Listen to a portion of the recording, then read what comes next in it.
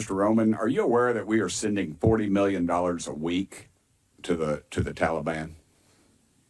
Yes, sir. Can you name other instances of foreign aid going to terrorist organizations? We have assisted al-Shabaab in Somalia. There's been instances of the Hamzi Network in Sudan, Hamas, Islamic Jihad, Hezbollah, Kataib al-Hezbollah, Hayat Tahrir al-Shams in Syria. Dozens of terror organizations have received indirect assistance from U.S. foreign aid. Could you elaborate a little bit on the mechanisms in place that are to stop foreign aid from going to terrorist groups, and why are they not working if we have any in place? Sure. And I would note that these are, you notice, these are terrorist weaponry. You see some AKs, SKSs, some snipers, some clips, some clip carriers, probably made in China. And I believe these are small landmines here beside right there. Let's use Gaza as our case study. $2.1 billion in American taxpayers' money to Gaza since October 7th when Hamas invaded southern Israel.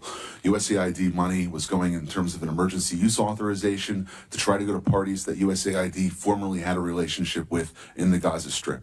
They had to have been vetted by OFAC. They should have been vetted against the special designated terror list from the State Department and from other Treasury organizations. Waivers were granted because they said that there was an emergency use to have that money come in to Gaza, thereby jettisoning the usual typical screening procedures. As a result, 90% of aid that was going from the United States by way of its agents in Gaza ended up in Hamas-controlled areas. And this is ridiculous. Essentially, what the U.S. assistance to Gaza did was underwrite the ability for Hamas to survive until the ceasefire was just passed a few weeks ago. There was no strategic thought for it, and there was no screening. Seems like the emergency might have been armed terrorists to kill civilians. Would that be accurate? That's accurate, and even more than that, Samantha Powers, the administrator for USAID, was intent on having Israel not be able to defend itself. To not be able to defend it. Correct. Mr. Primorak, is that correct? How do you say that? Primorak? I got Burchett, man. Nobody gets mine right, so don't worry about it. What is it, Primorak? Perfect. All right, thanks, brother. How did terrorists exploit our foreign aid loopholes? Well, we have a lot of our international. Can you pull your mic up? I'm sorry. Can you hear me? Yes, sir. You have international NGOs and UN agencies actively lobby here in Washington, D.C. against vetting policies that would prevent it. I was the senior vetting officer at USAID, and what we did. Did you say United Nations is doing this? The UN? Sure, everybody who's getting money lobbies here. That they're lobbying against us. I'm sorry, Mr. Roman. There's actually someone who used to work for one of those lobbies, the largest NGO lobby, Interaction. One of our co-witnesses here worked for them from 2018 to 2023. USAID effectively self-funds its own external private lobby that then goes back to Congress and asks for more money for USAID. So the taxpayers fund this lobbyist who's working against American interests. Correct. Possibly killing our allies and possibly Americans. They bring together groups in Washington that overseas work with groups that kill Americans. Yeah, I don't need a flow chart to show that. I appreciate it.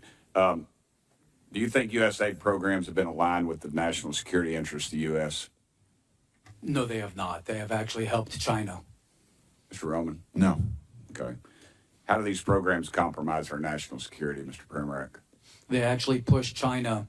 They actually push much of the world towards China on the green energy agenda. They push people, ordinary people, billions of people towards China because of the resentment caused by our social re-engineering.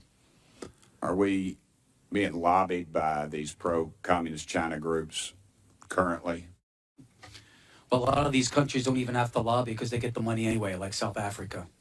Yeah, and in fact, these lobbyists have come to the House and have tried to kill legislation like H.R. 160, which was meant to increase transparency in USAID's funding of overseas organizations. Is that a current piece of legislation? That's from the last session. And give me that number again. H.R. 160. And what does it do?